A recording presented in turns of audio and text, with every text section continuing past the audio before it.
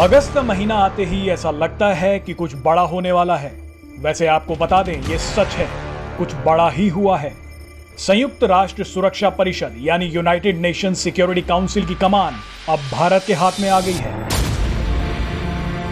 1 अगस्त से भारत ने सुरक्षा परिषद के अध्यक्ष की कमान संभाली है, जो 1 महीने तक रहेगी। नरेंद्र मोदी पहले प्रधानमंत्री होंगे जो सुरक्षा परिषद की मीटिंग की अध्यक्षता करेंगे। भारत अभी संयुक्त राष्ट्र सुरक्षा परिषद का 2 साल के लिए अस्थायी सदस्य है। संयुक्त राष्ट्र सुरक्षा परिषद में 5 स्थायी सदस्य हैं। अमेरिका, चीन, ब्रिटेन, रूस और फ्रांस इसमें शामिल हैं। संयुक्त राष्ट्र सुरक्षा परिषद की अध्यक्षता हर महीने बदलती है और ये अंग्रेजी के अल्फाबेट ऑर्डर में होती है। इसी के तहत फ्रांस के बाद अब भारत की बारी आई है। अब इसे संयोग ही कहिए कि भारत को संयुक्त राष्ट्र सुरक्षा परिषद की अध्यक्षता तब मिली जब 5 अगस्त को जम्मू कश्मीर का विशेष दर्जा खत्म किए 2 साल पूरे होने जा रहे हैं और वहीं पीओके पर भी सुगबुगाहट तेज हुई है। Prime Minister Shri Narendra Modi will be the first Indian Prime Minister who has decided to preside over a meeting of the United Nations Security Council. संयुक्त राष्ट्र में भारत के पूर्व स्थायी प्रतिनिधि सैयद अकबरुद्दीन ने कहा, 75 साल में पहली बार जब हमारे राजनीतिक नेतृत्व ने यूएनएससी के किसी कार्यक्रम की अध्यक्षता करने में दिलचस्पी दिखाई है। सैयद अकबरुद्दीन ने कहा कि नरेंद्र मोदी पहले प्रधानमंत्री होंगे जो सुरक्षा परिषद की किसी मीटिंग की अध्यक्षता करेंगे।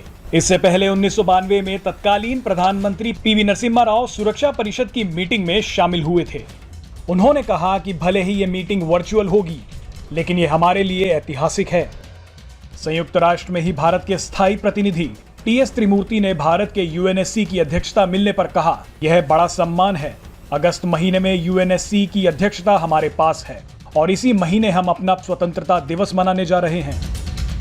भारत इस महीने कई अहम बैठकों को लेकर फैसला करेगा। अब ऐसे में पाकिस्तान की धड़कनें बढ़ना लाजमी है।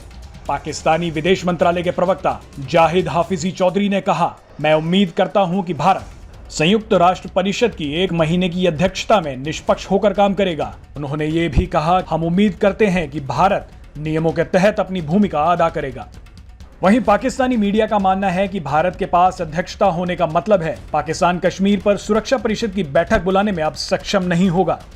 आपको बता दें कि पिछले 2 सालों में जम्मू कश्मीर को लेकर संयुक्त राष्ट्र सुरक्षा परिषद में 3 बार चर्चा हुई है। संयुक्त राष्ट्र सुरक्षा परिषद में 15 देश शामिल हैं, जिसमें 5 स्थायी हैं और 10 अस्थायी सदस्य होते हैं। भारत इसका अस्थायी देश है। अस्थायी सदस्य के तौर पर भारत को 2 साल का कार्यकाल मिला है, जो 1 जनवरी 2021 से शुरू हो चुका है।